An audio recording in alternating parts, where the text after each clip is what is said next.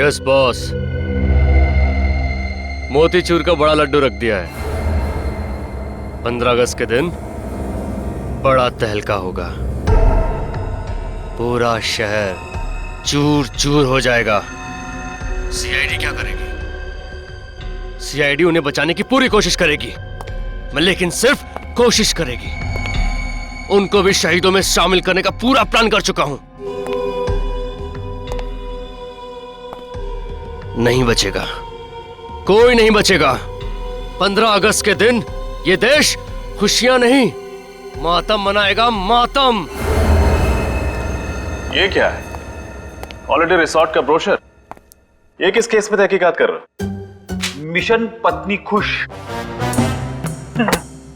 तो क्या है, कई दिनों से स्मिता को कहीं घुमाने नहीं लेके गया ना, इसीलिए वो मेरा केस ले रही है।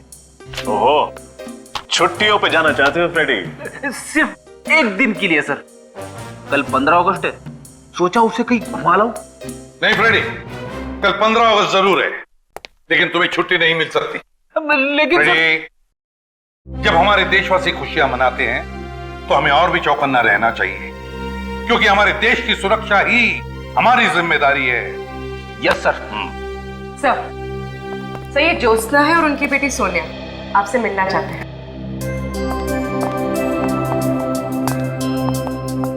पहचाना मुझे?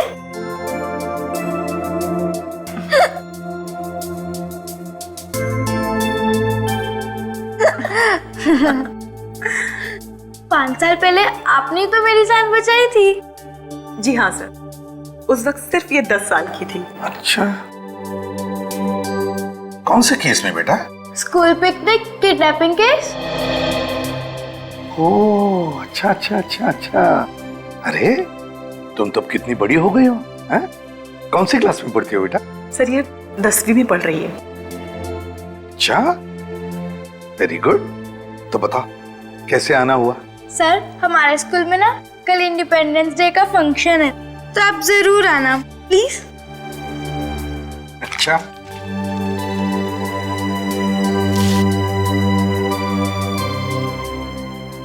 हम कोशिश करेंगे।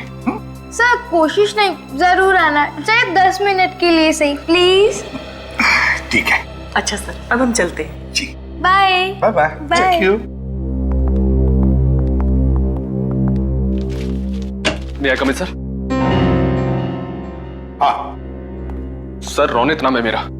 मैं दैनिक टाइम्स का क्राइम रिपोर्टर हूँ। क्राइम रिपोर्टर हो? बताइए। कुछ देर पहले मुझे एक आदमी का फोन आया था। हाँ। वो मुझसे कह रहा था कि कल इस शहर में बहुत बड़ा तूफान आने वाला है। तूफान आने वाला? अरे तो फिर मौसम विभाग को इन्फॉर्म करो ना भाई। सर हमें क्यों पता रही है? Freddy,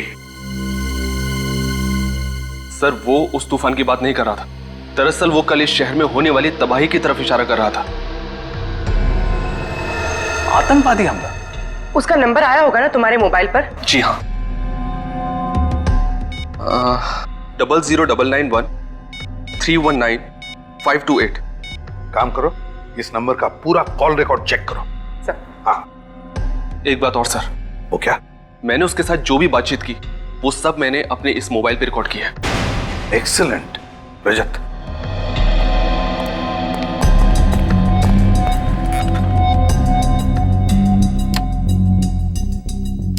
thank you. पत्रकार महोदय, कल की ताजा खबर आज सुन लो। कल 15 अगस्त के दिन एक बार फिर आम जनता को आजादी मिलेगी। उनके जीवन के टेंशन और परेशानियों से उनको हम मुक्ति दिलाएंगे, हमेशा के लिए। कौन बोल रहे हो तुम? कौन बोल रहे हो? यमराज। ध्यान से सुनो, पूरब से पश्चिम तक ऐसा सैलाब आएगा, 2 4 6 8 नहीं, सैकड़ों सवारियों को डुबा ले जाएगा। इतना छाप देना कल के अखबार। लेकिन सर दहशत फैलाने वाला शायरी क्यों बोलेगा? सर मुझे तो लगता है किसी ने मजाक किया। नहीं रजत, इसे मजाक मत समझो। जरूर इस धमकी के पीछे कुछ न कुछ तो छुपा है। फिर से सुनो, जरा वॉल्यूम बढ़ा। यमराज, ध्यान से सुनो, पूरब से पश्चिम तक ऐसा सैलाब आएगा। हाँ सर, कोई चिल्ला चिल्ला के कुल्फी बेच रहा है। नत्थू की कुल्फी, नत्थू की कुल्फी। नत्थू की कुल्फी, नत्थू कुल्फी वाला। सर, एक नत्थू कुल्फी वाले को मैं जानती हूँ, वो मेरे कॉलेज के पास बैठता था। तो फिर इस नत्थू कुल्फी वाले को पकड़ो, उठाओ उसे। कुल्फी, नत्थू की कुल्फी ले लो। कुल्फी सर ये देखिए, नत्थू की कुल्फी ले लो। ये रही नत्थू कुल्फी वाले की दुकान सर। कुल्फी वाला, नत्थू कुल्फी वाला, नत्थू की कुल्फी ले लो। कुल्फी। हाँ साहब। हम लोग सीआईडी से आपसे कुछ बात कर सकते हैं? जी कहिए। अच्छा, कल आपने यहाँ पर किसी को फोन पे बात करते सुना था जिसके हाव भाव कुछ अजीब हो या जिस पे शक हो आपको? अरे साहब, इस शहर में तो सभी अजीब लोग रहते हैं, किस किस पर नजर रखे, कौन का करबत है, कौन का नहीं करबत है, हमका नहीं मालूम साहब। वो सब तो ठीक है, ये बताओ कि ठेला रोज यहीं पे लगाते हो तुम? हाँ साहब, इसी रोड पर। कल कहाँ पे ठेला लगाया था? कल वो उधर लगाया था साहब। वहाँ लगाया था? चलो दिखाओ जरा। ई साहब, इधर लगाए थे हम। बाकी सब दुकानें तो खुली हुई हैं, एक ये ही जगह बंद है, क्यों? अरे साहब, ये तो बहुत दिन से बंद पड़ी है, वो तो गोपाल जी ही बता सकते हैं क्यों। गोपाल कौन है? अरे इस जगह के मालिक हैं। उनको बुला के लाओ। जी।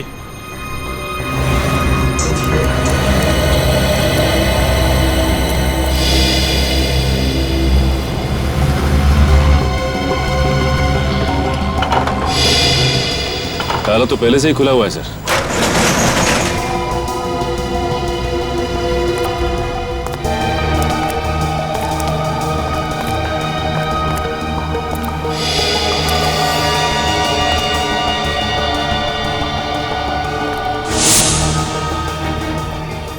सारी मशीनरी है, कोई फैक्ट्री लगती है। हाँ सर, लोग तो खाली गोडाउन में भी ताला लगा के रखते हैं, और यहाँ इस फैक्ट्री में इतना सामान होने के बावजूद फैक्ट्री का ताला खुला हुआ था। क्यों?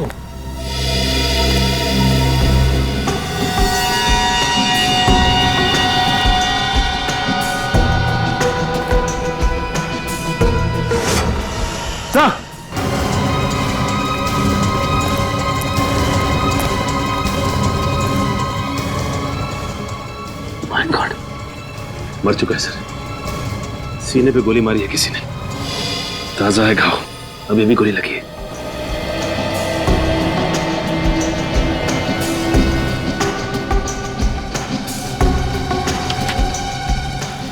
ये कोई रमेश है?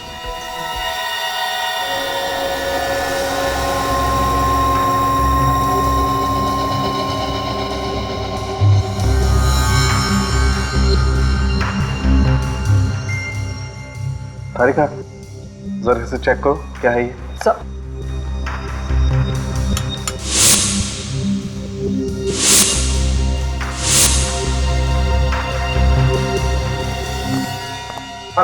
क्या पता चला? बॉस, इसके हाथ की उंगलियों में सफेद पाउडर लगा हुआ है, देखो। और खासकर ये पहली वाली और ये बीच वाली उंगली में ज्यादा है। मगर सालू के साथ ये है क्या? कहीं कोई ड्रग्स तो नहीं है? नहीं फ्रेडी सर, ये ड्रग नहीं है, ये पाउडर अमोनियम नाइट्रेट है। Ammonium nitrate? ये तो फर्टिलाइजर बनाने में काम आता है ना? ये अमोनियम नाइट्रेट कुछ और बनाने के काम में भी आता है, बॉम्ब बनाने के काम में। एक बहुत ही पावरफुल बॉम्ब। पूरब से पश्चिम तक ऐसा सैलाब आएगा, 2 4 6 8 नहीं, सैकड़ों सवारियों को डुबा ले जाएगा। इतना छाप देना। पूरब से पश्चिम तक ऐसा सैलाब आएगा कि 2 4 6 8 नहीं, सैकड़ों को डुबा ले जाएगा। इन्हीं 2 लाइनों में जरूर कोई ना कोई क्लू छुपा है, इन्हीं 2 लाइनों में। पर क्या? लेकिन सर, वो पूरब से पश्चिम तक की बात क्यों कर रहा है? वही तो मैं भी सोच रहा हूं रजत, मैं भी वही सोच रहा हूं। और एक बात ध्यान में आई तुम्हारे, उसने सवारियों की बात की है। सवारियां मतलब बहुत सारे लोग, बहुत सारे पैसेंजर्स। सर, हो सकता है वो किसी कार की बात कर रहे हो और कार में सफर करते हुए किसी वीआईपी को टारगेट बनाया हो। सिर्फ कार ही क्यों, वीआईपी क्यों? पूर्वी, टैक्सी भी तो हो सकती है, बसेस हो सकती हैं, ट्रेन हो सकती हैं। ये आतंकवादी अमोनियम नाइट्रेट का बॉम्ब एक आदमी को उड़ाने के लिए नहीं, बल्कि बहुत सारे लोगों को उड़ाने के लिए इस्तेमाल करेगा। तो फिर सर पता कैसे चलेगा कि आतंकवादियों का टारगेट कौन है और क्या है सर? 2468 2468 इन्हीं 4 अंकों में या फिर इस एक नंबर में कोई ना कोई राज छुपा है। सर 2468 किसी टैक्सी या बस का रजिस्ट्रेशन नंबर तो हो नहीं सकता, क्योंकि उसमें 2 अल्फाबेट्स भी लगते हैं और धमकी में तो ऐसा कोई भी क्लू नहीं है। सर 2468 किसी बस या ट्रेन का रूट नंबर हो सकता है? हो सकता है। पता लगाओ इस नंबर के बारे में, 2468 के बारे में, जल्दी। सर लेकिन रजत, 2468 किसी ट्रेन का भी तो नंबर हो सकता है। 2468 अप, 2468 डाउन। सर एक बात समझ में नहीं आई, जो भी ये बॉम्ब ब्लास्ट करना चाहता है वो हमें इस बारे में बता के वार्निंग क्यों दे रहा है? रजत वो हमें वार्निंग नहीं दे रहा है, चैलेंज कर रहा है हमको, चैलेंज कि अगर है तुम में हिम्मत तो बचाओ अपने देशवासियों को। वो नहीं जानता कि हम अपने देशवासियों को तो बचाएंगे ही, पर साथ साथ उसे भी खत्म कर डालेंगे, खत्म कर डालेंगे उसे भी। सर 2468 एक ट्रेन का नंबर है जो हरियाणा से बैंगलोर जाती है। हरियाणा से बैंगलोर? हरियाणा बैंगलोर, उत्तर दक्षिण। उत्तर दक्षिण कैसे? क्योंकि उसकी पंक्तियों में तो पूरब से पश्चिम लिखा है, पूरब से पश्चिम। नहीं सर मैंने मुंबई के सारे बस रूट की इंक्वायरी की। अंधेरी ईस्ट से अंधेरी वेस्ट जाने के लिए जो बस रूट है उसका नंबर है 2468। अंधेरी ईस्ट से अंधेरी वेस्ट मतलब पूरब से पश्चिम, route number 2468। Sir route number 2468 की 2 बसों को तो चेक किया है, अब क्या करें? कहने क्या चाहते थे? सर कहीं ऐसा तो नहीं कि उन लोगों ने हमें गुमराह करने के लिए ये सब ड्रामा खेला हो और बम कहीं और जगह पे फिट किया गया हो? फिर भी हम लोग रिस्क नहीं ले सकते, सारी बसें चेक करनी ही पड़ेगी। ये बात तो है सर। वो देखिए सर, बस जा रही है। रोको बस को, रोको बस को।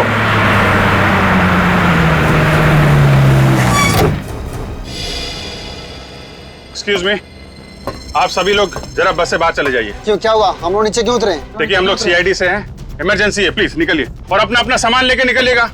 कोई भी सामान यहाँ मत छोड़िएगा, ले जाइए सब।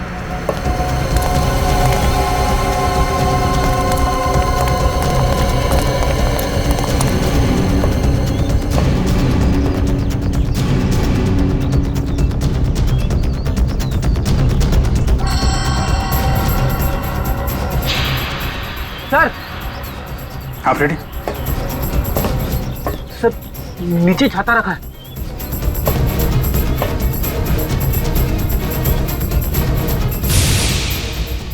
सर कहीं इस छाते में तो बम नहीं? सर संभाल के, कुछ भी हो सकता है। माय गॉड, आम छाते से ज्यादा भारी है, हो भी सकता है।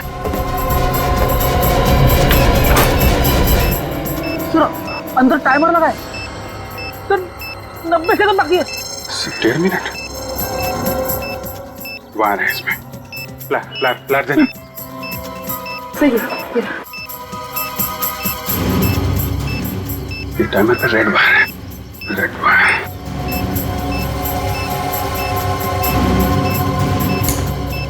सर टाइमर तो अभी भी चल रहा है और सिर्फ 30 सेकंड बचा है। सर जल्दी करिए।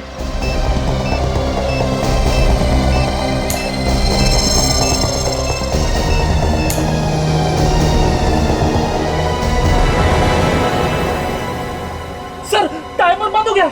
बॉम्ब डिफ्यूज हो गया फ्रेडी। हाँ? हाँ।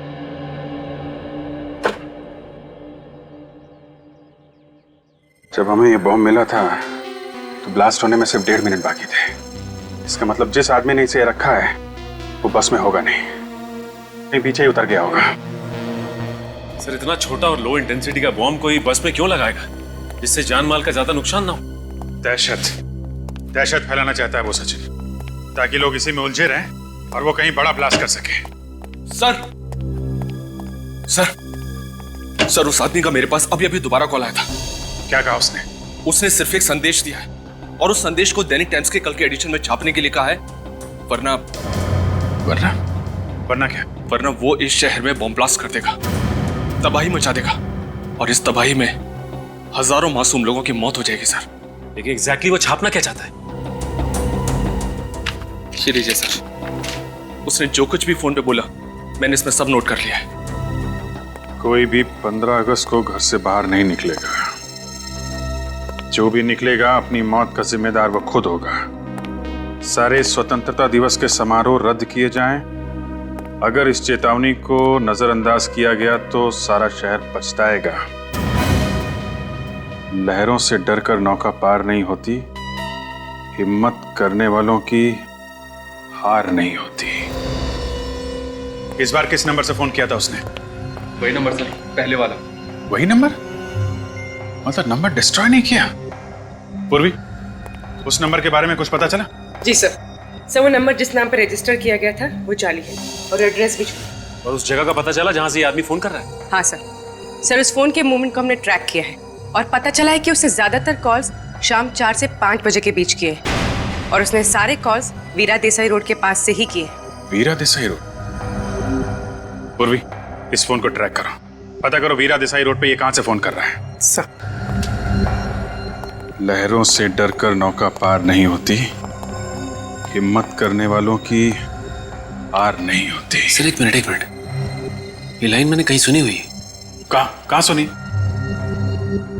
हाँ सर, वो जो स्वतंत्रता सेनानी है ना, दिवाकर जी, ये लाइन उनकी है। दिवाकर जी? सर एक देश प्रेमी की कविता के साथ इन देशद्रोहियों का क्या कनेक्शन हो सकता है? कनेक्शन तो है फ्रेडी। दिवाकर जी का पुतला सरोजनी नगर में है और वहां पे एक बड़ा बाजार भी है। कहीं अगला ब्लास्ट ये लोग सरोजनी नगर में तो नहीं करने वाले? 4 बज गए। ज्यादातर कॉल्स उसकी 4 से 5 बजे के बीच की ही है। उसने अपना फोन स्विच ऑन किया होगा। फोन करती हूँ उसे।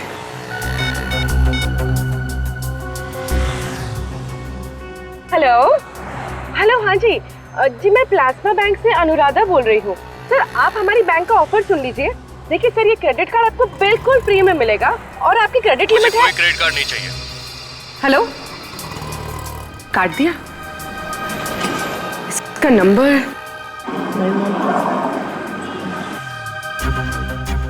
लोकेशन तो अभी भी वीरा देसाई रोड पर है, पर एग्जैक्टली ये है कहाँ?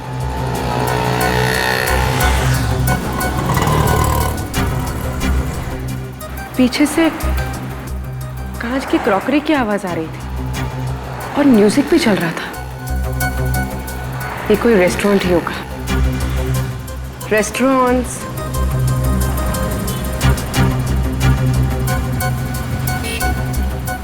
यहाँ पास में तो 40 रेस्टोरेंट्स हैं।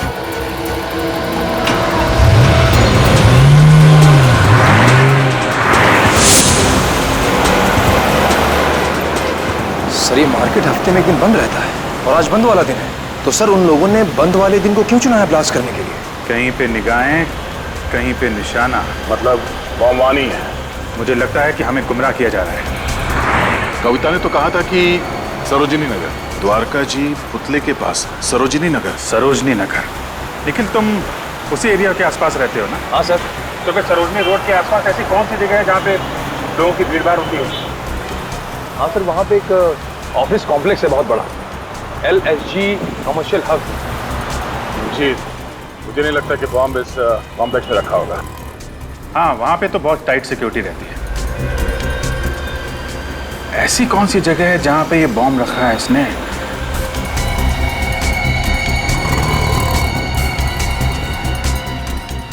सरोजिनी नगर के पास एक जॉगिंग पार्क है और उसका नाम भी सरोजिनी पार्क है। कहीं बॉम्ब वहां तो नहीं?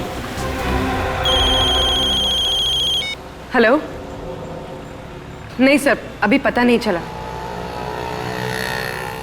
Okay sir, okay.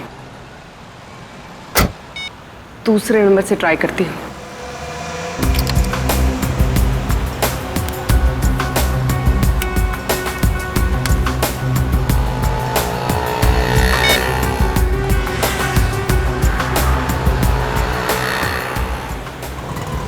Hello hello, हाँ सर, मैं टॉकीटॉन से दीपिका बोल रही हूँ। सर, क्या ये सही समय है आपसे बात करने का? मेरे पास वक्त नहीं है, मुझे कोई बात नहीं करनी है। हेलो,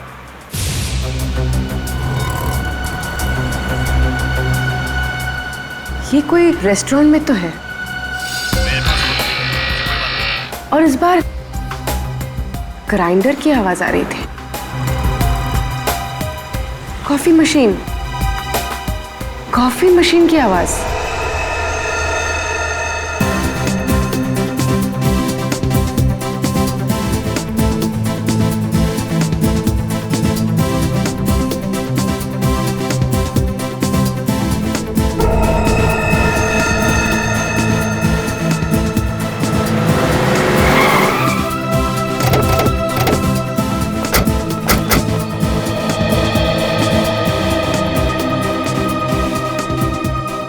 सर, यहाँ तो बहुत सारे लोग हैं, क्या करें? सबको बाहर निकालना तो पड़ेगा ही। प्लीज आप लोग बाहर जाइए, प्लीज प्लीज बाहर निकलिए यहाँ से। आइए, हम लोग सीआईडी से हैं, आप लोग बाहर जाइए। जल्दी चलिए प्लीज। कम ऑन, जल्दी। प्लीज प्लीज सब लोग बाहर चलिए जल्दी।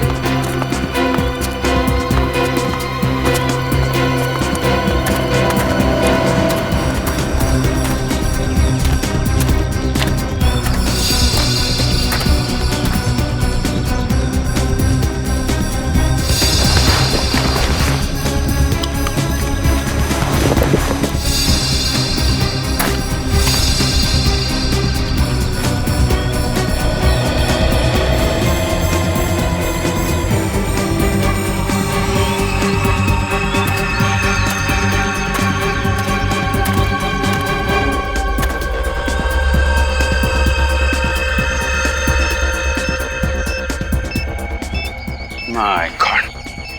दया,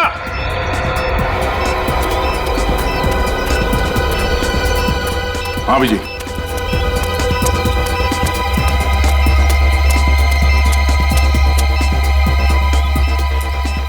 बम है इसमें।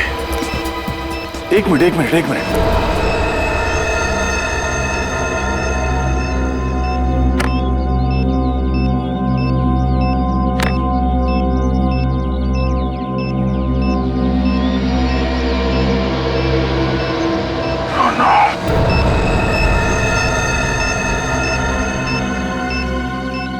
सर, बॉम्ब स्क्वाड को बुलाऊं?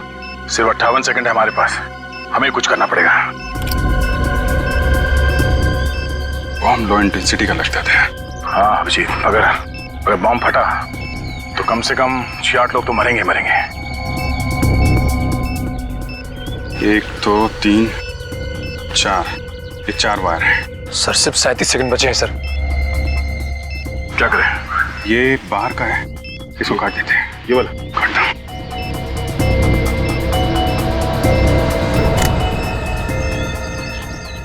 सर, ये तो अभी भी चल रहा है। हाँ?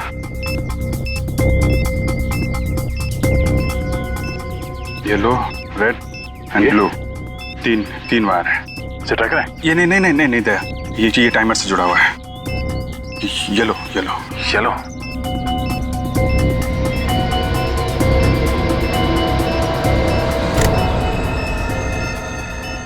Oh no. सर, 12 सेकंड बचे हैं सिर्फ। 2 ही बचे हैं, क्या करें? इन दोनों में से कोई एक काटूं? नहीं दया, 50-50 का चांस है, कुछ भी हो सकता है। सर, सिर्फ 9 सेकंड बचे हैं सर। एक ही रास्ता है, छोड़ो।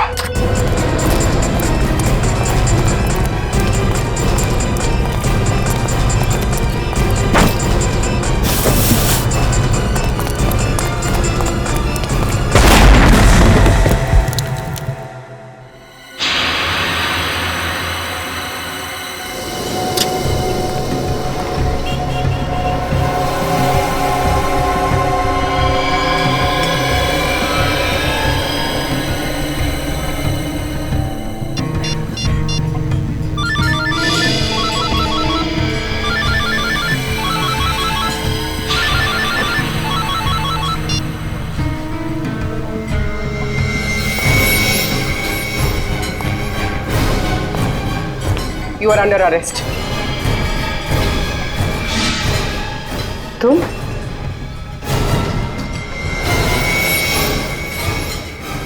आप लोगों में से किसी ने भी वहां उस झाड़ के पास किसी आदमी को देखा था? देखिए प्लीज, किसी को कुछ भी मालूम है हमें बताइए, हमारी मदद कीजिए प्लीज। मैंने देखा था। आपने देखा था? हाँ।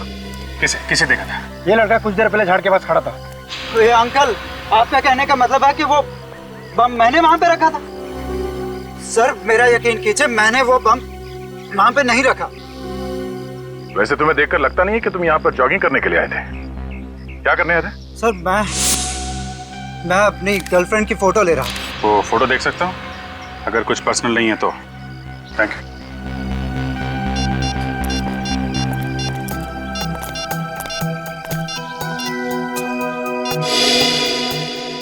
इस फोटो में तो वो झाड़ एकदम साफ दिख रहा है। हाँ, मगर यहाँ झाड़ के आसपास कोई ब्रीफकेस दिख तो नहीं रहा है। टाइम है 7:33 है? हमारे आने से सिर्फ 2 मिनट पहले खींची गई ये फोटो। यानी वो ब्रीफकेस बहुत पहले नहीं, अभी भी रखा गया था। हमारे आने से कुछ देर पहले ही वो आतंकवादी ब्रीफकेस रख के भाग गया। सर अगर हमें ये पता चल जाए कि इन 2-3 मिनटों के बीच में कौन कौन इस पार्क से बाहर गया है, शायद वो आतंकवादी हमारे हाथ लग जाए। आप लोग ये बताइए, किसी ने भी इन 2-3 मिनटों में किसी आदमी को पार्क से बाहर जाते हुए देखा है? मैंने देखा है साहब। मैं जब नारियल छील रहा था साहब, मैंने मनीष को भागते हुए देखा साहब। मनीष? कौन है मनीष? मनीष सर 1 नंबर का छठा बदमाश है साहब। लोगों की पॉकेट मारता है साहब और सामान भी चुरा के लेके जाता है साहब। मनीष, इस देश में बॉम्ब प्लांट करने की सजा जानता है तू? बॉम्ब फटे या ना फटे, तेरी जिंदगी के चिथड़े जरूर उड़ जाएंगे। मैं कसम खाकर कहता हूँ साहब, वो बम मैंने नहीं रखा था साहब। नारियल वाले ने तुझे कैसे देखा झाड़ियों में ब्रीफकेस रख के भागते हुए? सर वो ब्रीफकेस मेरा नहीं था, मैं तो एक छोटा मोटा चोर हूँ। मैंने सरोजनी मार्केट से वो बैग छीना एक आदमी से। उसके बाद वो आदमी मेरा पीछा करने लगा और मैंने उस बैग को वहां पे फेंका पार्क में और मैं वहां से भाग निकला साहब, बस। हीरो चलो, उस आदमी का स्केच बनवाओ। सर पूर्वी लोगों को ट्रेस करते हुए वीरा देसाई रोड गई थी, वही लोग पूर्वी को ले गए। सर उन लोगों ने सेंट माइकल रोड से राइट टर्न लिया है। वो लोग पूर्वी को शहर के बाहर तो नहीं ले जा रहे? सर अगर एक बार वो शहर से बाहर चले गए तो उनको ट्रैक करना बहुत मुश्किल हो जाएगा। शहर से बाहर जाना आसान नहीं है, हमने चेकना के इन्फॉर्म कर दिया है। सर उनकी कार की स्पीड कम हो गई है। हमारे उनके बीच में फासला कितना है? तकरीबन 2 किलोमीटर। 2 किलोमीटर? 1 मिनट सर, उनकी कार लेफ्ट में मुड़ गई है सर। सर लगता है वो शहर की तरफ वापस आ रहे हैं। जब लीडर की मौत आती है तो शहर की तरफ भागता है। सर उनकी कार तेजी से हमारी तरफ आ रही है। और जब आतंकवादियों की मौत आती है तो वो सीआईडी की तरफ भागता है।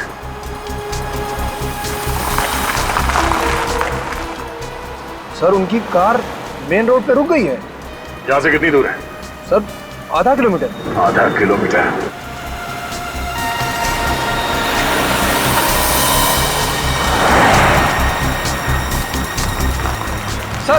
सर पूर्वी के मोबाइल का लोकेशन ही बताओ। यहाँ?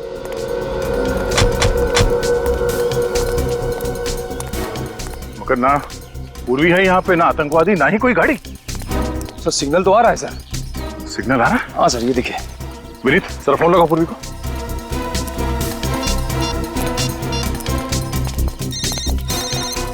Sir bell.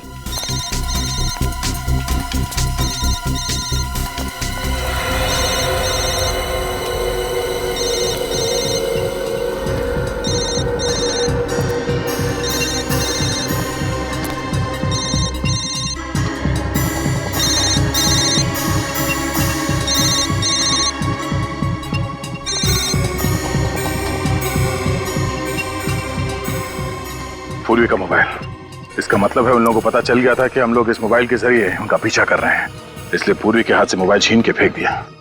सर हो सकता है वो लोग इस घने जंगल में कहीं छुप गए हों। अगर ऐसी बात है तो पूर्वी की जान को खतरा है। क्या पता चला पूर्वी के बारे में? कुछ नहीं सर, दया सर और निखिल उसके पीछे ही गए। और उसके फोन रिकॉर्ड्स क्या बताते हैं? पूर्वी ने आखिरी कॉल अपराधी को किया है सर। बाकी फोन कॉल्स के बारे में पता लगाने की कोशिश कर रहा हूँ। हाँ हो गया।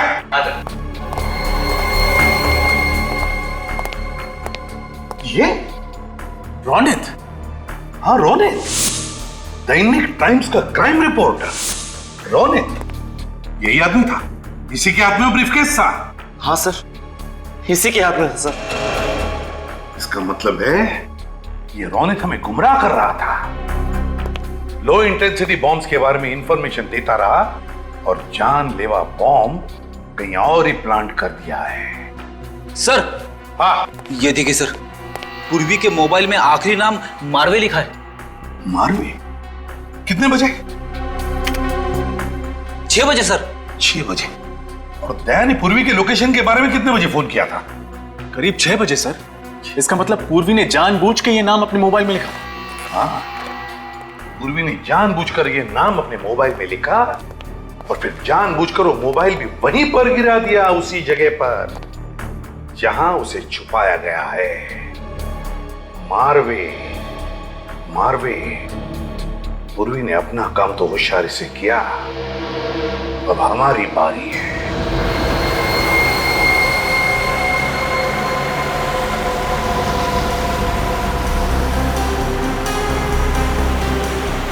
एक मिनट वेरी गुड।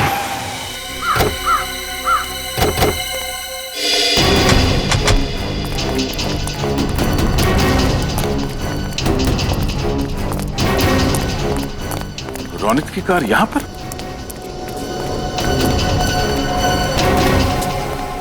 तो रोनित ने अपनी गाड़ी यहां क्यों पार्क की? यहां पर तो कुछ भी नहीं है सिवाय इस कब्रिस्तान। पूर्वी को ओह नो, ढूंढो।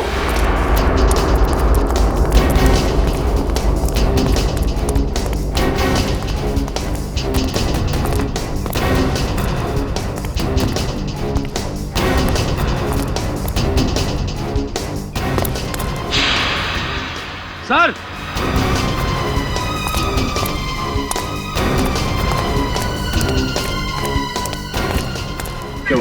सर ये देखिए,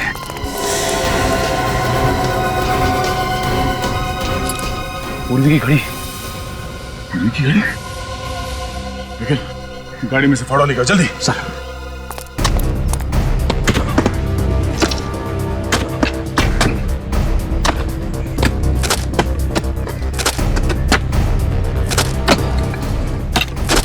एक मिनट, रात से साफ करो, संभाल कर।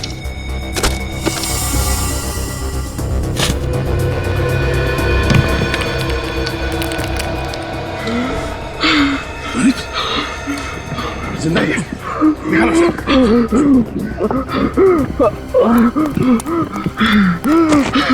क्या हुआ? हाँ? पूर्वी कहाँ है? पूर्वी कहाँ है रोनित? हाँ? क्या हुआ? पानी पियो, पानी पियो, पानी पियो। पूर्वी कहाँ है? हाँ? पूर्वी कहाँ? पूर्वी कहाँ है? हाँ बोलो। हाँ? पूर्वी कहाँ है? संभाल के।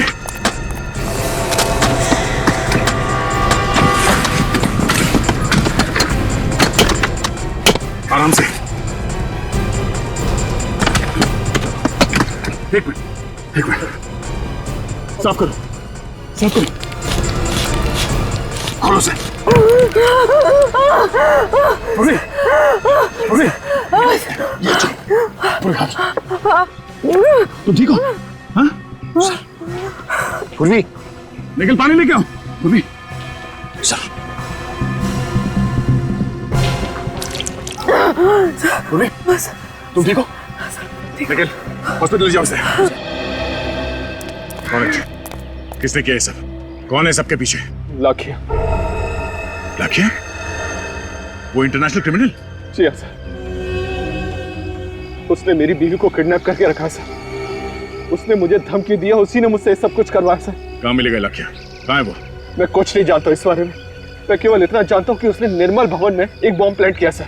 निर्मल भवन? सर, सोनिया के स्कूल का इंडिपेंडेंस डे का फंक्शन भी वही है। मतलब कई मासूम बच्चों की जान खतरे में है।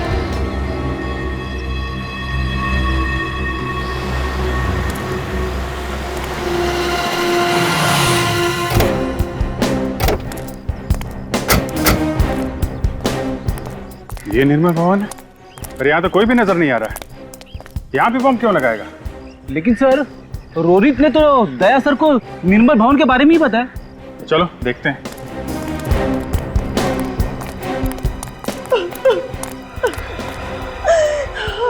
रोने की आवाज?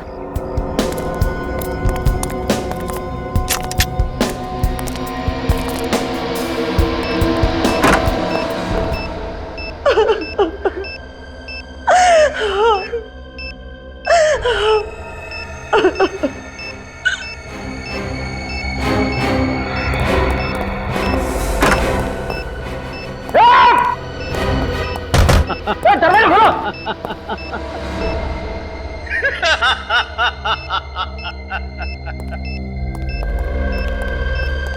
मरने से पहले जिसको भी याद करना चाहते हो याद कर लो।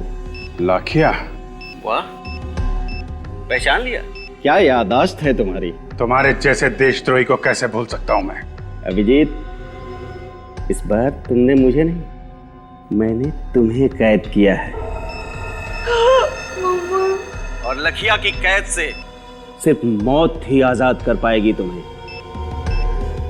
ऐसा ही एक बार तुम्हारे भाई ने कहा था, और जो हाल उस देशद्रोही का हुआ है वही तुम्हारा भी होगा। तुम भी मरोगे।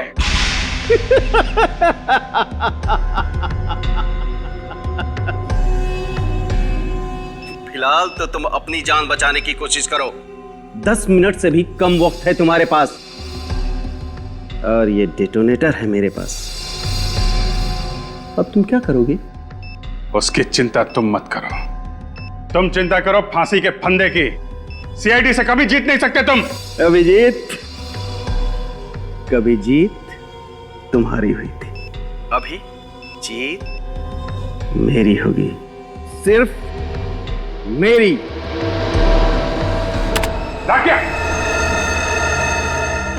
अब क्या करें सर? सारे दरवाजे बंद हैं। बाहर जाए तो जाए कहां से? रेडी, हम बाहर नहीं जा सकते तो क्या हुआ? बाहर वाला तो अंदर आ सकता है। क्या मतलब?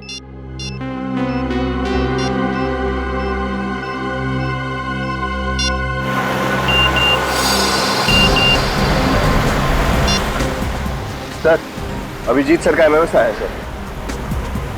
ये तो लाखिया। अभिजीत ने इस एमएमएस में लाखिया की फोटो क्यों भेजी? और ये क्या? लाखिया के पीछे ये होटल ग्रैंड व्यू का गेट दिख रहा है। मतलब लाखिया इस वक्त इस होटल के सामने खड़ा है। सर, हम निर्मल भवन पहुंच गए थे। नहीं, गाड़ी घुमा दो। अभिजीत के एसएमएस का मतलब ये है कि मैं लाखिया को पकड़ रहा। मगर तुम लोग फंस कैसे गए? फंक्शन तो शाम को था ना? हाँ सर, फंक्शन शाम को था, लेकिन किसी ने फोन करके हमें कहा कि रिहर्सल चल रही है, और फिर देखिए, घबराइए मत, सब ठीक हो जाएगा।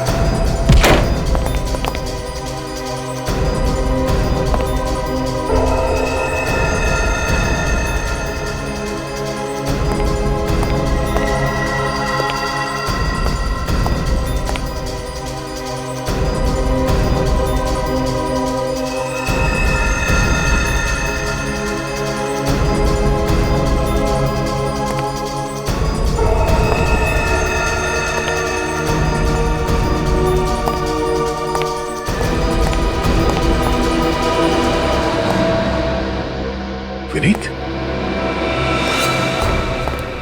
आओ दया, आओ। क्या लोगे, ठंडा या गरम? लाखिया, चिल्लाओ मत। आज बाजी मेरे हाथ में है। यहां एक बटन दबाया और वहां 4 लोगों की जान गई। अगर किसी को कुछ भी हुआ ना वहां पे, तो याद रखना मैं तेरा कुछ नहीं कर पाओगे तुम लोग। तुम सब मेरे गुलाम हो।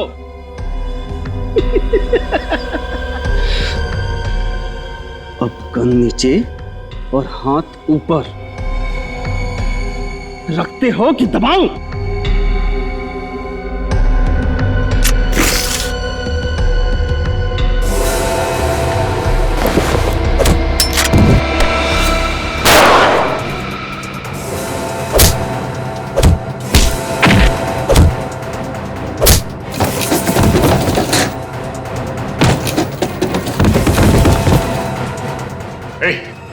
क्या बताइए, बॉम्ब डिफ्यूज कैसे होता है? हाँ? बॉम्ब डिफ्यूज कैसे होता है? बताता है या? सिर्फ 2 मिनट बचे। बचा सकते हो तो बचा लो। देख लाख्या, लाख्या,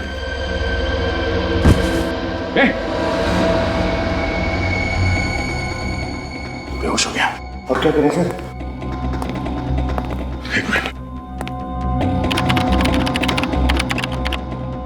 अभिजीत। हाँ दे। हाँ, ये लाख्या तो मिल गया, मगर वो बेहोश हो गया और उसने हमें ये नहीं बताया कि बॉम्ब को डिफ्यूज कैसे करते हैं। दया, सिर्फ 1.5 मिनट बचे हैं, कोई तो तरीका होगा। ये डिटोनेटर है मेरे पास और इसमें एक बटन है, ट्राई करो उसे। हाँ, दबाओ।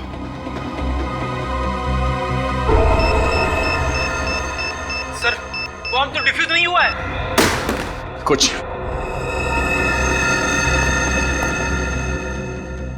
एक मिनट।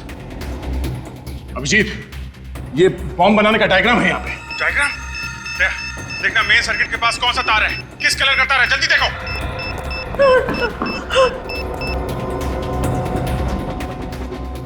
एक मिनट ये है। जल्दी करो प्लीज। प्लीज अंकल, हमें बचा लो।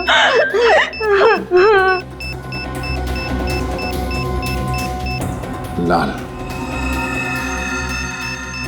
15 सेकंड बचे सर। सर जल्दी।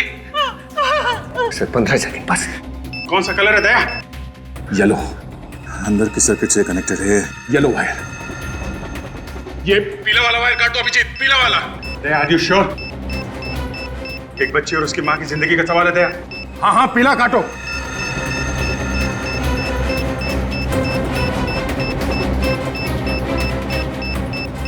सर 3 सेकंड बचे सर। सर जल्दी प्लीज।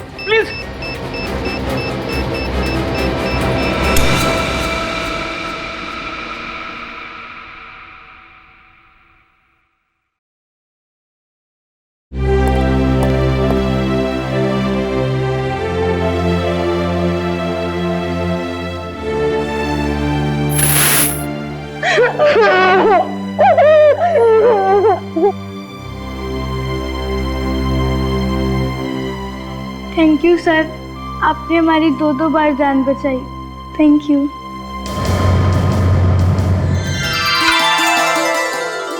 पंडित जी, शादी की सारी सामग्री आ गई है, कोई कमी तो नहीं रह गई ना?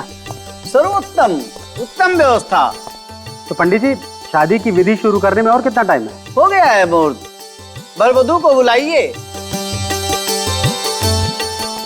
5 वर वधुओं को लेकर के यहाँ पर पहुंच जाएं।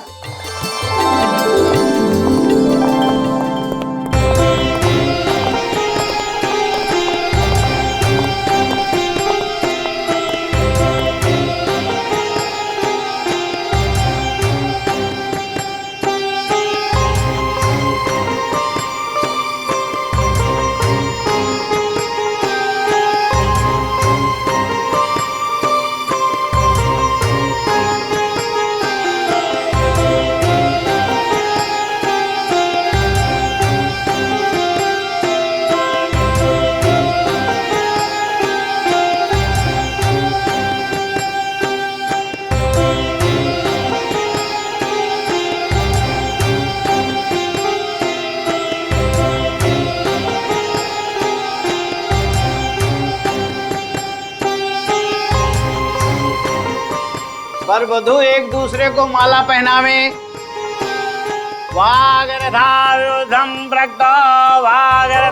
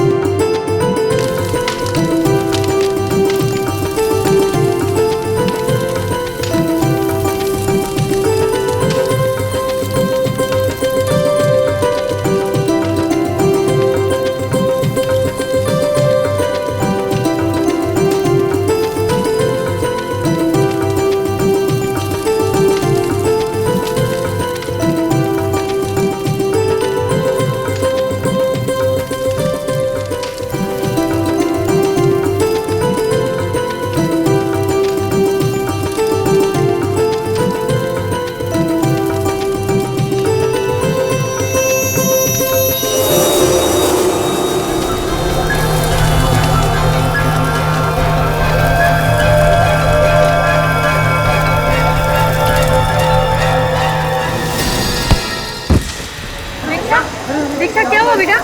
दीक्षा, दीक्षा क्या हुआ बेटा? क्या हुआ? दीक्षा, दीक्षा, क्या हुआ दीक्षा? दीक्षा, दीक्षा क्या हुआ बेटा? दीक्षा, दीक्षा क्या हुआ बेटा? बेटा बोलो कुछ बोलो। बोलो बेटा, मैं डॉक्टर को बुला कर लाता हूँ। हाँ जल्दी जाओ। दीक्षा,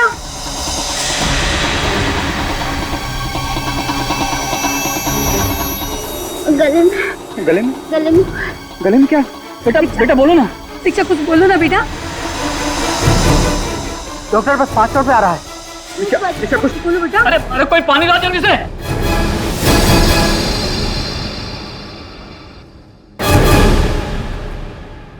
दीक्षा, दीक्षा, दीक्षा क्या हुआ तुम्हें? दीक्षा, दीक्षा, दीक्षा आंखें खोल। दीक्षा मुझे छोड़ के नहीं जा सकती दीक्षा। ठीक है, ये तो गड़बड़ हो गई। इस सीआईडी को इन्फॉर्म कर देना चाहिए। सर मैंने आपको फोन किया था, मैं यहाँ का मैनेजर हूँ, मेरा नाम दिनेश है। ये देखिए। आइए, तो आप लोग साइड में जाइए प्लीज, प्लीज और साइड में जाइए। आइए आइए, पूरा एरिया सील करवा दो। Yes sir.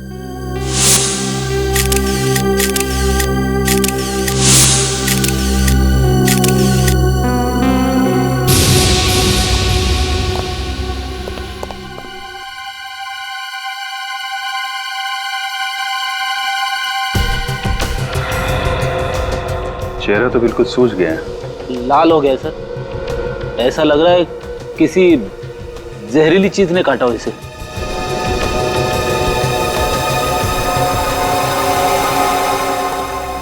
आपके साथ शादी होने वाली थी दीक्षा की? जी हाँ, मेरा नाम अनुज है। अनुज ये बताओ कि एग्जैक्टली यहाँ पे हुआ क्या था? सर पहले पंडित जी ने हम सबको मंडप में बुलाया, फिर विधि के अनुसार मैंने और दीक्षा ने एक दूसरे को माला पहनाई, और फिर हम फेरे पूरे ही करने वाले थे कि उससे पहले ही दीक्षा अचानक चिल्लाई और मंडप में ही गिर गई। अचानक? जी अचानक। फिर कुछ कहा उस वक्त उसने? कुछ बोला? जी कुछ कहा तो नहीं, काफी बेचैन हो गई थी, पूरा चेहरा लाल पड़ गया था। और सिर्फ इतना ही कह रही थी कि उसके गले में कुछ क्या? गले में क्या? मैंने वही पूछा था दीक्षा से, लेकिन उसके पहले उसने दम तोड़ दी। आप दीक्षा की? मैं दीक्षा की चाची रीमा,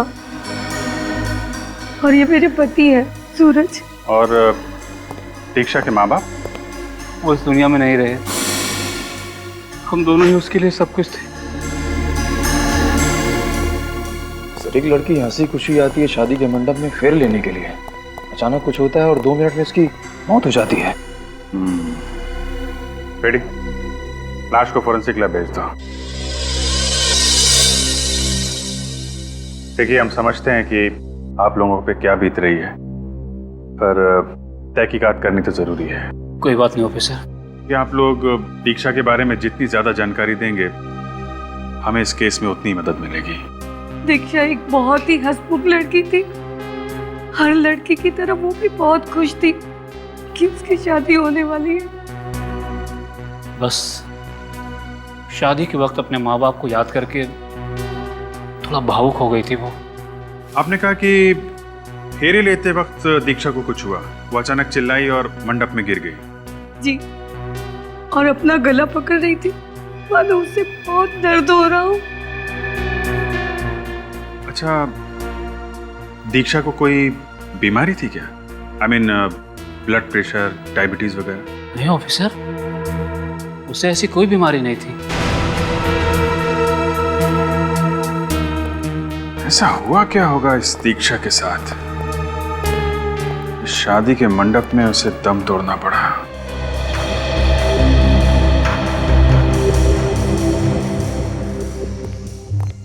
हाँ सर, कुछ पता चला किस वजह से मौत हुई दीक्षा की? बॉस, दीक्षा की मौत ना तो किसी किस्म के जहर से हुई, न ही किसी हथियार से हुई। तो फिर? बॉस, इस लड़की की मौत एलर्जी से हुई, प्रत्युर्जल, सीवियर एलर्जी। एलर्जी से? हाँ बॉस, इस लड़की का पूरा शरीर लाल हो गया। ये देखिए, इसके हाथों पर, इसके चेहरे पर ये रैशेज हो गए। और ऐसा तभी होता है जब शरीर किसी ऐसी चीज के संपर्क में आता है जो उसके शरीर को बर्दाश्त नहीं होता और उसी की वजह से इतना जबरदस्त रिएक्शन होता है। मगर एलर्जी किस चीज की हुई है इसे? ये तो अभी पता नहीं लगा है, लेकिन इंसान को तो किसी भी चीज से एलर्जी हो सकती है। किसी किसी को धूल से, परफ्यूम से, यहाँ तक कि खाने पीने की चीजों से भी एलर्जी होती है। मूंगफली, दही, किसी भी चीज से एलर्जी हो सकती है। तो इसका मतलब शादी में इसने कुछ ऐसा खाया या सूंघा है जिसकी वजह से इतना घातक रिएक्शन हुआ है इसे? हाँ बिल्कुल, उसी की वजह से इसका विंड पाइप, सांस लेने की नली इतनी बुरी तरह से सूज गई कि ये बेचारी सांस भी नहीं ले पाई। वहीं की वहीं इसकी मौत हो गई। तो फिर क्या क्या खाया इसने सारुण के, जिसकी वजह से इसे अपनी जान से हाथ धोना पड़ा? बॉस, अभी तक इसकी ऑटोप्सी नहीं की है। ऑटोप्सी करने के बाद पता लगेगा कि इसे किसी खाने की चीज से एलर्जी हुई है या नहीं। सर, दीक्षा की आंटी बता रही थी कि मंडप में आने के बाद अचानक इसे कुछ हुआ। ये इसने अपना गला पकड़ लिया, कुछ बोलने की कोशिश कर रही थी, मगर अचानक गिर गई और फिर इसकी मौत हो गई। मगर अभिजीत, एक बात समझ में नहीं आ रही है। अगर दीक्षा को किसी बात की, किसी चीज की एलर्जी थी तो ये बात उसके अंकल आंटी को तो पता होनी ही चाहिए थी, है ना? आप लोग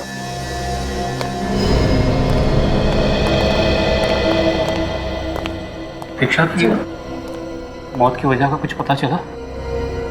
हाँ,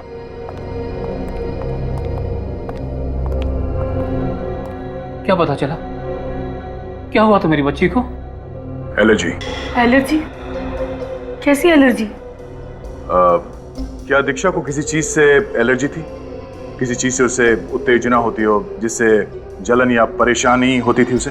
देखिए, मंडप में भी दीक्षा किसी ऐसी ही चीज के संपर्क में आई थी जिसकी वजह से उसे एलर्जी हुई और वो एलर्जी बर्दाश्त नहीं कर पाई। पर ऐसी कौन सी चीज हो सकती है सर? यही पता करने के लिए तो हम लोग यहाँ आए हैं। आप लोग साथ में रहते थे तो आपको तो पता ही होगा कि उसे किन किन चीजों से एलर्जी थी। जैसे कुमकुम, धुआं या फिर फूल वगैरह। धूप और अगरबत्ती तो वो रोज करती थी, और पूजा के बाद पहले अपने माथे पर और फिर हम दोनों के माथे पर कुमकुम का तिलक लगाती थी। कोई और वस्तु जो उस दिन शादी के मंडप में मौजूद हो जिसकी वजह से उसे एलर्जी हुई हो? मुझे नहीं लगता सर कि इन्हें कुछ पता होगा, क्योंकि अगर इन्हें कुछ पता होता तो वो वस्तु वहाँ रहने क्यों देते सर? और क्या, उसने हमें कुछ बताया ही नहीं। उसने एक बार इशारा भी कर दिया होता तो हम उस चीज को वहां से तुरंत हटवा देते। तो सर फिर पता कैसे चलेगा कि दीक्षा को किस चीज से एलर्जी हुई थी? एक किस्सा हुआ था उसके साथ। कैसा किस्सा? कहाँ? कुछ दिनों पहले हम जब होटल में खाना खाने गए थे तो अचानक वो बेचैन हो गई थी। हाँ सर, उसकी आंखें भी लाल हो गई थी और गला भी सूखने लगा था। तो आप लोगों ने उससे पूछा नहीं कि क्या हुआ था उसे? पूछा था हमने, तो उसने कहा कि किसी खाने की खुशबू की वजह से परेशानी हुई है। ये किस खाने की वजह से हुआ था? सर ये तो हमने नहीं पूछा। उसने कहा कि वो अब ठीक है, तो हमने इस बात पे ज्यादा जोर नहीं दिया। सर, हो सकता है दीक्षा को किसी सब्जी या फल की एलर्जी हो। हाँ सर, और उसने गलती से वो खा लिया और उसकी मौत हो गई। अगर ऐसा कुछ खाया होगा तो दीक्षा के पेट में जरूर उस चीज के अंश मिलेंगे। नहीं दया, दीक्षा के पेट में खाने की कोई भी चीज नहीं मिली। उसने कई घंटों से कुछ भी नहीं खाया। मुझे लगता है दया, शादी के हॉल में जो बाकी की चीजें थी जैसे पूजा का सामान वगैरह, उनमें से ही किसी चीज की वजह से दीक्षा को एलर्जी हुई है। हाँ, ओके बाय। ये अनुज, दीक्षा के मंडप के नीचे की हर एक चीज का सैंपल ले लो। ये फल, फूल, विधि की सामग्री, कुछ भी छूटना नहीं चाहिए। सर, अगर दीक्षा को हवन कुंड से निकलने वाले धुएं से एलर्जी थी तो उसका तो सैंपल मिलेगा ही नहीं। निखिल, ये हवन कुंड के अंदर बची हुई लकड़ियां हैं ना, उनका भी सैंपल ले लेना। सर क्या हुआ था, कुछ पता चला दीक्षा? मैं साहब, तहकीकात जारी है। आप ये बताइए, आप इस फंक्शन के दौरान पूरे टाइम यहीं पे थे? जी सर। तो मुझे हर चीज की डिटेल्स चाहिए। ये दूल्हा दुल्हन यहाँ पे कब आए थे, क्या विधि हुई और कितने कपल्स की शादी थी? सर 5 कपल्स की एक साथ शादी होने वाली थी। दोपहर में करीब 1 बजे वर वधू अपने अपने संबंधियों के साथ आ गए थे। लंच किया, उसके बाद अपने अपने कमरों में तैयार होने चले गए। फिर फेरों के समय उन्हें बुलाया गया। वर ने वधू को, वधू ने वर को वरमाला पहनाई। पंडित जी ने उसके बाद फेरों की रस्म चालू कर दी। ये शादी की विधि की सामग्री कौन लाया था? मैं लाया था सर। पंडित जी ने जो लिस्ट दी थी उसे ऑर्डर करके हमने पहले ही मंगवा लिया था। आप लेकर आए थे? जी।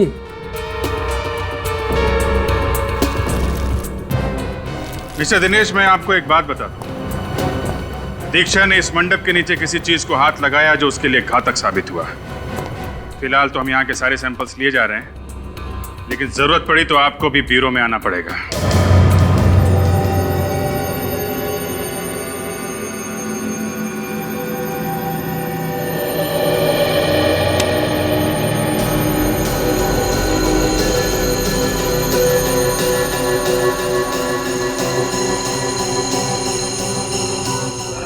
फूलों की माला में ये सर, ये देखिए।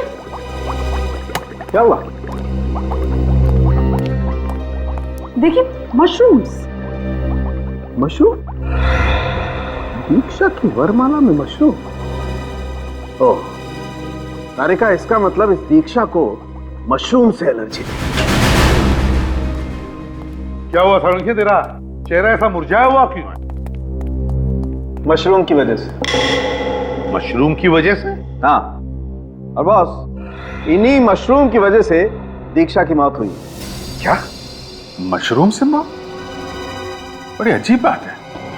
हाँ, और ये मशरूम्स हमें दीक्षा की वरमाला में से मिले। दीक्षा की वरमाला में मशरूम कैसे हो सकता है? हो सकता है। तारिका जी ने कहा तो सही कहा होगा। क्यों, तुमको कोई प्रॉब्लम है क्या? मुझे कुछ प्रॉब्लम? ये मशरूम दीक्षा की वरमाला में थे।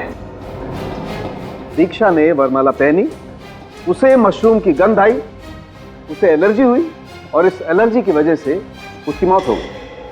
मतलब सर, जिसने भी ये हरकत की है वो अच्छी तरीके से जानता था कि दीक्षा को मशरूम से एलर्जी थी। लेकिन सर, वो कौन हो सकता है?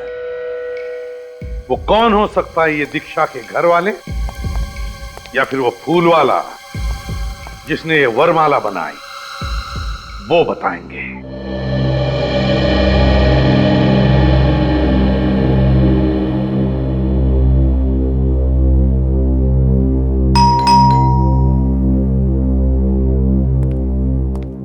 मैं देखता हूँ।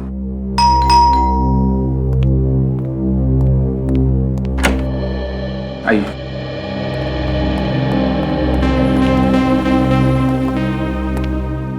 इंस्पेक्टर, दीक्षा को किस चीज से एलर्जी थी, कुछ पता चला? दीक्षा को मशरूम की एलर्जी थी। मशरूम की एलर्जी? आप लोग जानते थे इसके बारे में? जी हाँ। अब मतलब दीक्षा को मशरूम पसंद नहीं थे, ये बात तो हमें पता थी, लेकिन इस बात का ये नतीजा आएगा ये तो हमें अंदाजा ही नहीं था। लेकिन वहां मंडप में मशरूम आए कहां से? मशरूम दीक्षा के फूलों वाले हार में थे। क्या? जी हाँ, वो मशरूम किसी ने जानबूझकर उस फूलों वाले हार में लगाए थे, जिससे दीक्षा की विंड पाइप यानी कि सांस लेने की नली में कुछ इरिटेशन हुई। उसकी वजह से उसकी सांसें बंद हो गई। जानबूझकर? जी हाँ, वो जानता था कि दीक्षा को मशरूम से एलर्जी है, और वो ये भी जानता था कि मशरूम दीक्षा के लिए जानलेवा साबित हो सकते हैं। आपका ये कहना किसी ने दीक्षा की जान ली है। खून हुआ है दीक्षा का और हथियार है मशरूम। लेकिन सर, कोई दीक्षा को क्यों मारना चाहेगा? ये तो हम भी जानना चाहते हैं। कोई दीक्षा का दुश्मन है क्या? नहीं सर, उसका तो कोई दुश्मन नहीं था। अगर आप लोगों को ऐतराज ना हो तो क्या हम दीक्षा के कमरे की तलाशी ले सकते हैं?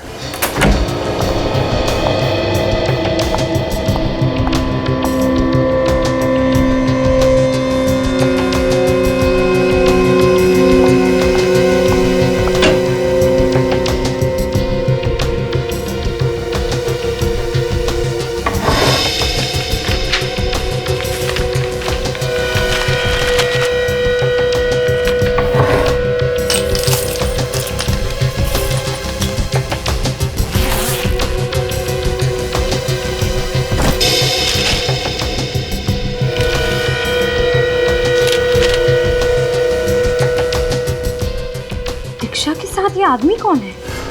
ऑफिसर, ये सुमित है, दीक्षा का पहला मंगेतर। यानी दीक्षा की शादी पहले किसी और के साथ तय हुई थी? जी हाँ, लेकिन शादी वाले दिन ही मंडप में शॉर्ट सर्किट की वजह से भयानक आग लग गई।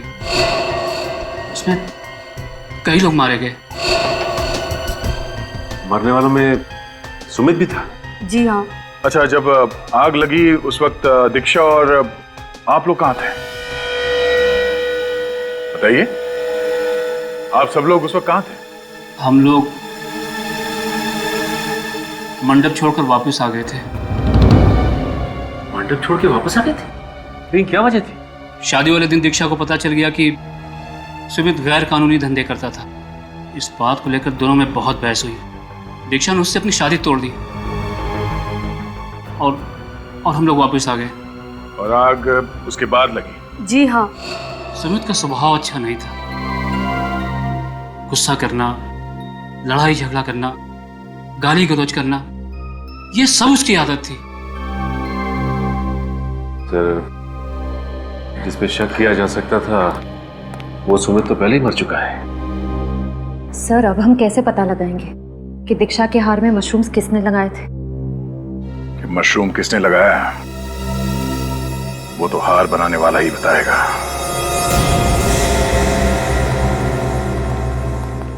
हाँ, सारी मालाओं में गुलाब के फूल रहेंगे, टेंशन मत लीजिए आप। हाँ, 9 बजे तक डिलीवरी हो जाएगी। कहिए साहब, क्या चाहिए आपको? मशरूम की माला। मशरूम की माला? देखिए, हम मशरूम की माला नहीं बनाते और ना ही मशरूम बेचते हैं। कल जो सामूहिक विवाह हुआ था उसमें तुम्हारे यहाँ से 5 वरमालाओं की डिलीवरी हुई थी, जिसमें से एक में मशरूम लगाए गए थे। क्यों?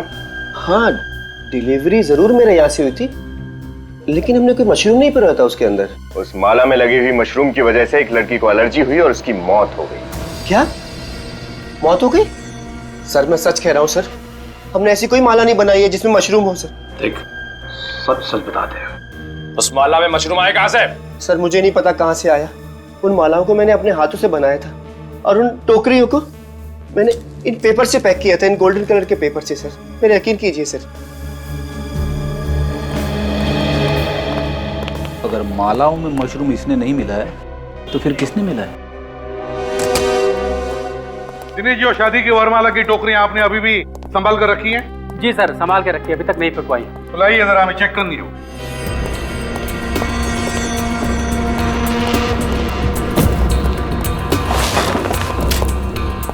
कुछ देख रहे हो तुम दोनों? हाँ सर, बाकी सभी टोकरियों पर गोल्डन कलर का पेपर चढ़ा हुआ है।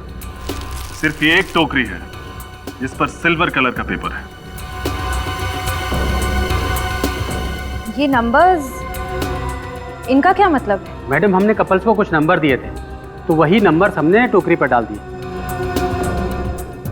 और दीक्षा और अनुज को कौन सा नंबर दिया गया था? 4 नंबर। 4 नंबर। डिलीवरी किसने ली टोकरियों की? सर, फूल वाले से डिलीवरी तो हमने ही ली थी, लेकिन मैं बहुत बिजी था, तो रवि को हमने प्रॉप रूम की चाबी दे दी थी कि वो टोकरियां वहां पर रख दे। Prop room? कहाँ है आपका प्रॉप रूम? सर, इस तरफ। चलिए दिखाइए। आइए सर। आप ये टोकरियां लेकर आइए।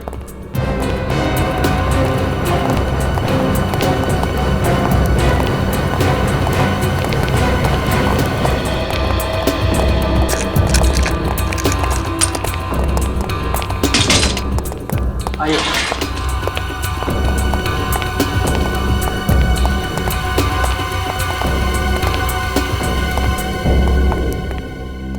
तो ये है वो जगह जहां पर ये सारा शादी का सामान रखा जाता है?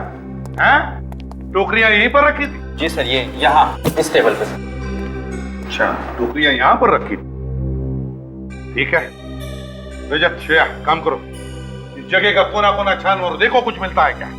जरूर किसी न किसी ने तो यहाँ अंदर आके छेड़छाड़ की है वरमालाओं के साथ।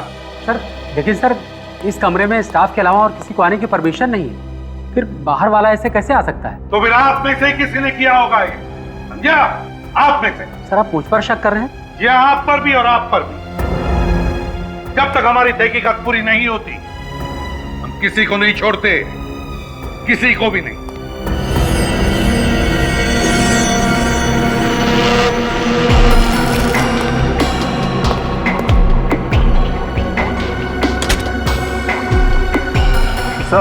हाँ, आपका अंदाजा बिल्कुल सही निकला। मशरूम्स। शायद जल्दबाजी में ये मशरूम यहीं छूट गया। हाँ, तो इसका मतलब है ये मशरूम दीक्षा की वरमाला में यहीं पर लगाए गए। बताइए दिनेश जी, क्या कहना है आपको? लेकिन सर ये कैसे मुमकिन है? ऐसे मुमकिन है, चाबी से इस कमरे का ताला खुलता है ना? और आपने क्या कहा था कि जब ये टोकरियां वरमाला की डिलीवरी के लिए आई थी तब आपने चाबी रवि को दी थी या नहीं? जी सर। तो हो सकता है इस खून में रवि का हाथ हो। बताओ रवि, बताओ, इतनी सारी टोकरियों में से सिर्फ दीक्षा की वरमाला में मशरूम लगे कैसे? मैंने कुछ नहीं किया है सर। लेकिन इस कमरे में तो सिर्फ तुम ही आए थे ना? मेरा विश्वास कीजिए सर, मैं तो यहाँ ये टोकरियां रख के वापस लौट गया था। तो फिर ये हुआ कैसे? कैसे हुआ ये? एक मिनट सर, लेकिन जब ये टोकरियां रख के मैं बाहर ताला लगा रहा था तो मैंने कुछ आवाजें सुनी। 2 4 5 इन्हें तो यहाँ रख दिया, बाकी का हाँ मिठाई वाला।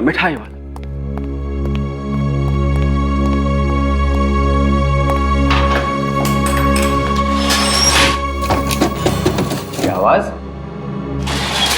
लगता कुछ सामान गिरा होगा। क्या नया बवाल है।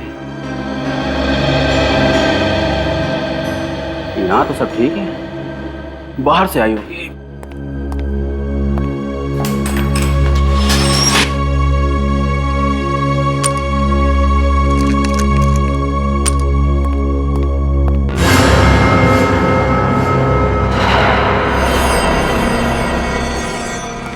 रवि, तुम्हारे कहने के मुताबिक वो जो भी कोई अंदर था वो तुम्हारे जाने का इंतजार कर रहा था। जैसे तुमने कमरे को ताला लगा और निकल गए, उसने वरमाला के साथ छेड़छाड़ की। और सर, उन नंबर्स की मदद से खूनी को पता चल गया कि दीक्षा की टोकरी कौन सी है। हाँ, लेकिन एक बात समझ में नहीं आ रही है, तो जो भी कोई अंदर था जिसने ये छेड़छाड़ की होगी, वो कमरे के बाहर गया कैसे?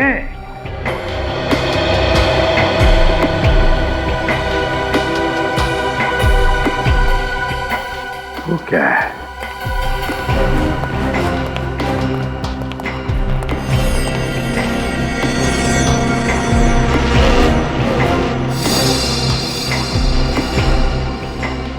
ये देखो,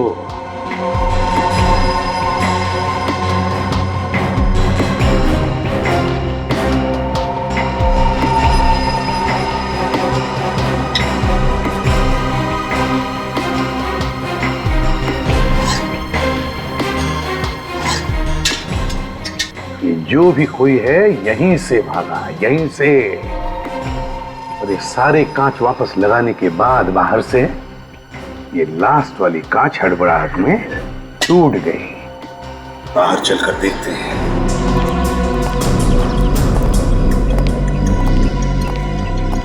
यहां से भागा है वो, यहां से। सर, हा? उस गमले में कुछ है। क्या है? देखो।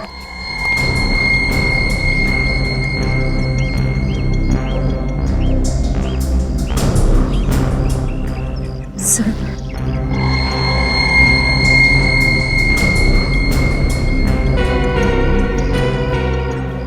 लगता है कोई लकड़ी की किचन का टुकड़ा है। लेकिन सर, ये किचन किसकी हो सकती है? खूनी का। हाँ, हो सकती है उसकी किचन। शायद ऐसा हुआ होगा, जब वो खूनी यहां से भागने की कोशिश कर रहा था तो शायद उसकी कीचेन यहां कहीं पर भी अटक गई होगी, लकड़ी की होने की वजह से टूट गई और ये हिस्सा गमले के अंदर गिर गया। मुझे ये कोई अक्षर लगता है। हाँ रजत, है तो अक्षर ही, जरूर कोई अक्षर ही है। मगर कौन सा अक्षर है पता चल जाएगा ना, तो समझ लो कि खूनी का भी पता चल गया। ये मुझे ओ भी नहीं लगता, ओ भी नहीं लगता, क्योंकि देखो अगर ये ओ होता तो इसके दोनों छेड़े टूट जाते, मगर यहां तो सिर्फ ये एक ही छेड़ा टूटा हुआ है। ये क्यू भी नहीं हो सकता सर, क्योंकि क्यू भी ओ की तरह गोल होता है। हाँ, और फिर ये अच्छी तरह से गोल भी नहीं। एक ही हो सकता है अभिजीत।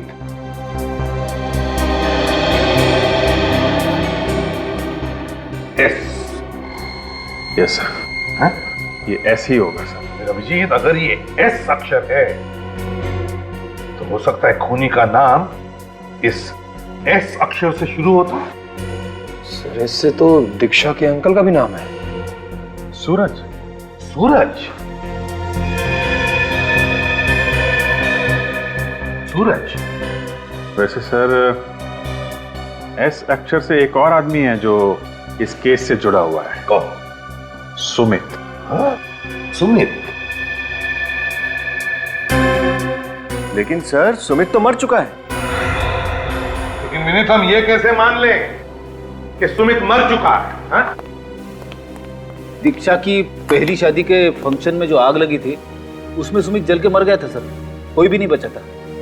मगर फ्रेडी, दीक्षा के घर वालों ने हमें क्या बताया था मालूम है ना, कि जितने भी लोग उस आग में मरे थे उन सब की लाशें नहीं मिली, सिर्फ थोड़ी लाशें मिली, और वो भी पहचान में भी नहीं आ रही थी कि किसकी है। ये सुमित अभी भी जिंदा है, मरा नहीं है, ये जिंदा है।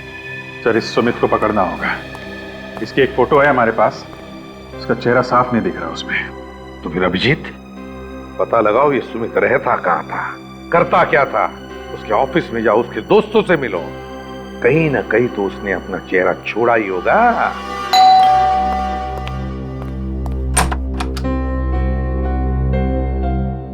जी हाँ मिस्टर राजीव जी,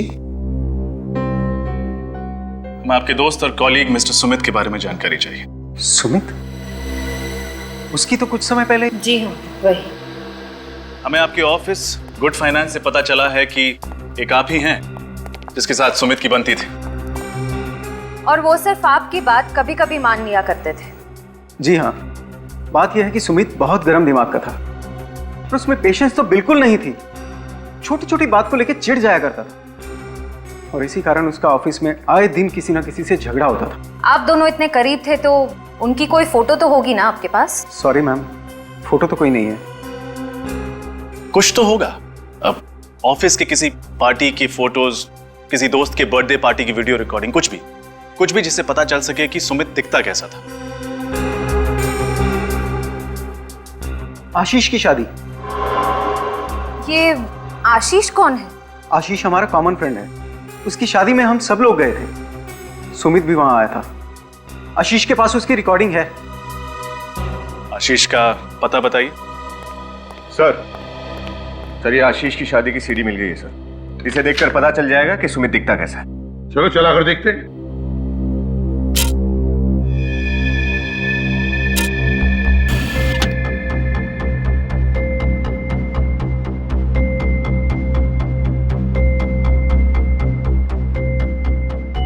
सर ये है सुमित, ये चश्मे वाला।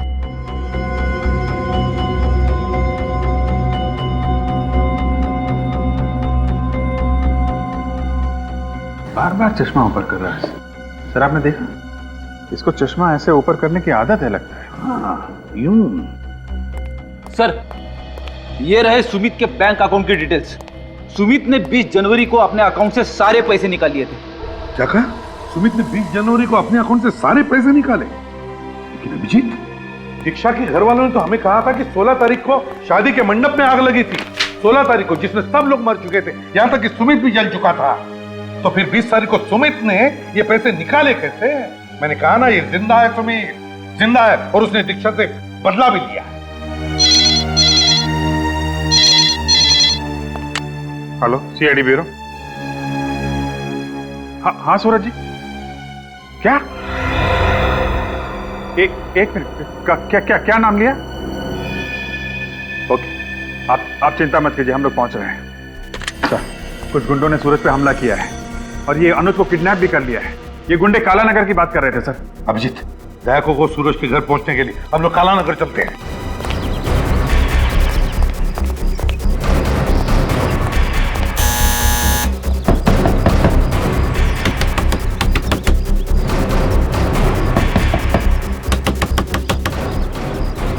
सर, ये तो दरवाजा ही नहीं खोल रहा। हमारे पास इतना टाइम नहीं है, जरा हटना।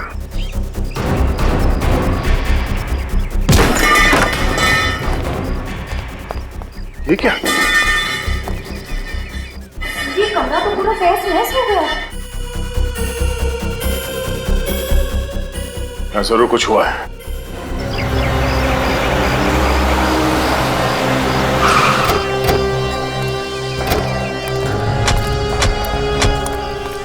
दीक्षा के पिताजी ने इसी जगह का नाम बताया था ना? यस सर, उन्होंने किडनैपर्स की बातें सुनी। किडनैपर्स अनुज को काला नगर ले जाने की बातें कर रहे थे। काला नगर? किडनैपर्स ने जरूर अनुज को यहाँ जंगल में ही छुपा के रखा होगा।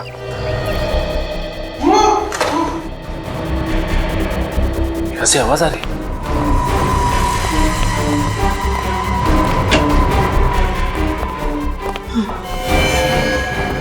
सूरज जी,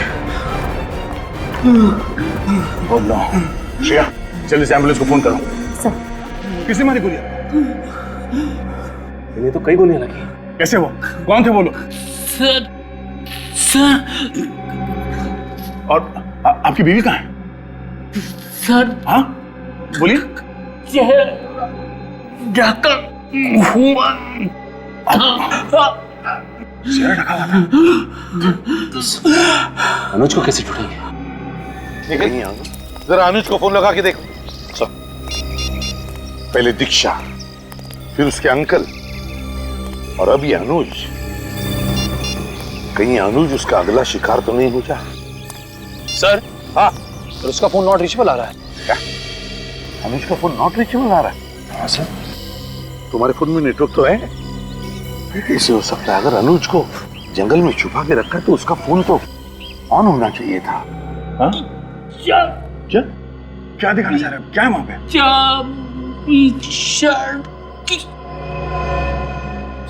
चाबी? सजन, संभाल लेने। चाबी?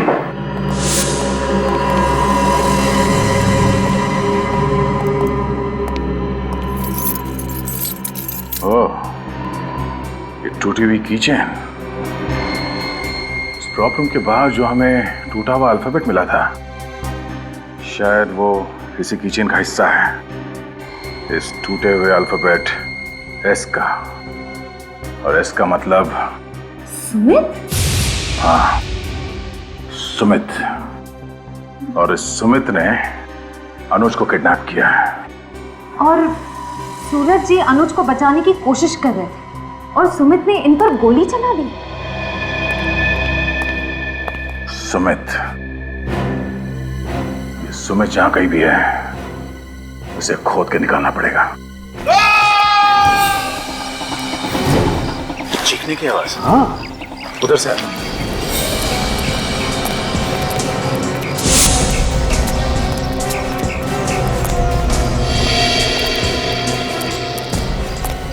अरे अनुज,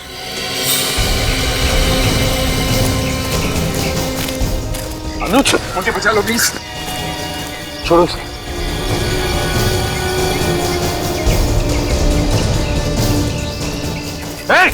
कौन हो तुम?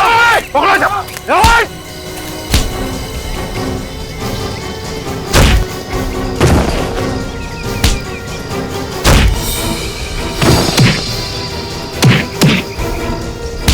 कुछ नहीं होगा अनुज।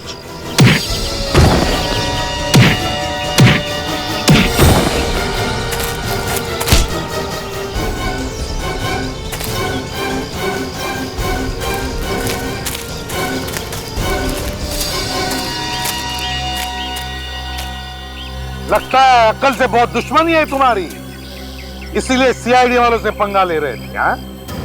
कौन हो तुम? क्यों अगवा किया अनुज को? साहब, हमें काम करने के पैसे मिले थे और कुछ नहीं पता। किसने कहा था करने के लिए? ये किसने दिए थे पैसे? बोल। साहब चेहरा नहीं देखा, एक ही बार मिले थे। एक बार मिले हैं ना, तो फिर चेहरा कैसे नहीं देखा? बहुत अंधेरा था साहब, और अंधेरे में उसका चेहरा ठीक से दिखाई नहीं दिया साहब। क्यों नहीं दिख रहा था अंधेरे में? साहब बड़ा सा काला चश्मा पहन रखा था, इसलिए साफ नहीं दिखाई दिया। अब तो सब दिखा देंगे हम तुम्हें। निखिल, ले जाओ इन दोनों को। चल।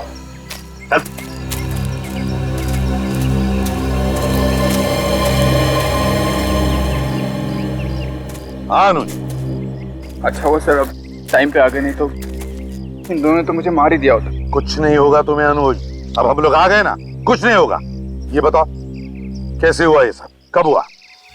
सर मैं और अंकल घर पे बैठे हुए थे, आंटी नहीं थी। अचानक ये दोनों किडनैपर्स घर में घुसा और इन्होंने मेरे सर पर बंदूक रख दी। इनसे बचकर अंकल ने आपको फोन करके इत्तला तो कर दी, लेकिन इन किडनैपर्स ने अंकल की बात सुन ली और तुरंत अंकल को गोली मार दी और मुझे जबरदस्ती उठा के यहाँ ले आए। पता नहीं कौन है सर जो मेरी जान का दुश्मन बना बैठा है सर।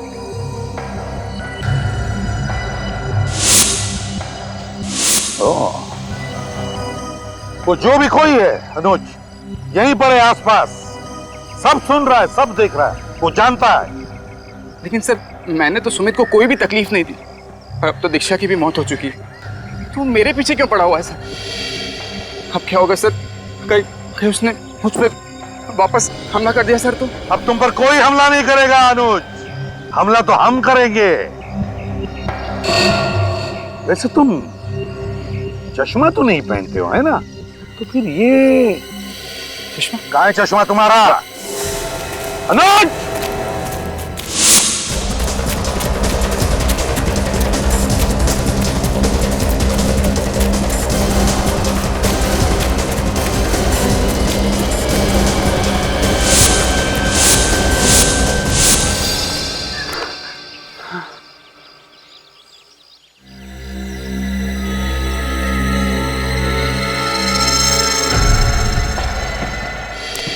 बहुत भाग लिए, थक गए होंगे।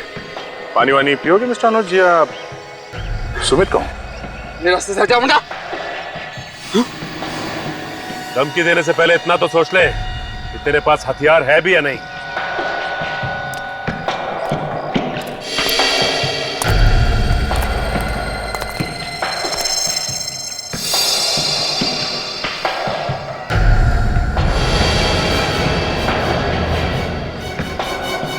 छोड़ दो।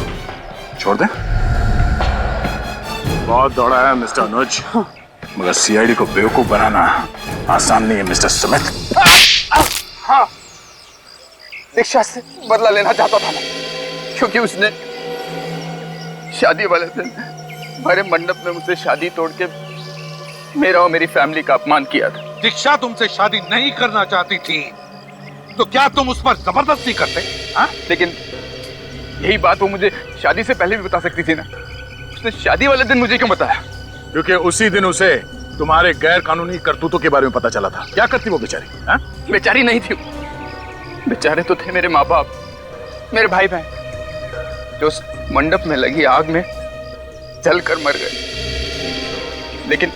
लेकिन मैं बच गया। मेरा चेहरा, और तुम्हारा चेहरा जल गया तो तुमने प्लास्टिक सर्जरी करवाई, नया नाम लिया, नया चेहरा बना, नई जिंदगी बन गई, और फिर दोबारा तुम दीक्षा की जिंदगी में घुस गए। हाँ, तुम इसके करीब आए, उसे शादी के लिए मना लिया और शादी के मंडप तक उसे ले आए। हाँ? हाँ, क्योंकि मैं भी उसे मंडप में ही मारना चाहता था। तरीका भी क्या आजमाया? मशरूम से मौत। क्योंकि तुम दीक्षा के इतने करीब आ गए थे, तुम जान गए थे कि उसको मशरूम से एलर्जी। हाँ, दीक्षा के चाचा को गोली क्यों मारी? क्योंकि एक एक करके मैं दीक्षा की पूरी फैमिली को खत्म करना चाहता। तो फिर तुमने अपनी किडनैपिंग का नाटक क्यों किया? ताकि मुझ पर सीआईडी को शक ना। शक तो तुम पर आखिर तक नहीं था अनुज। नया नाम, नया चेहरा, नई जिंदगी, मगर आदतें वही पुरानी। नाक पर चश्मा ठीक करने की आदत, उसी आदत ने तुम्हें फंसा दिया अनुज। उसी आदत ने।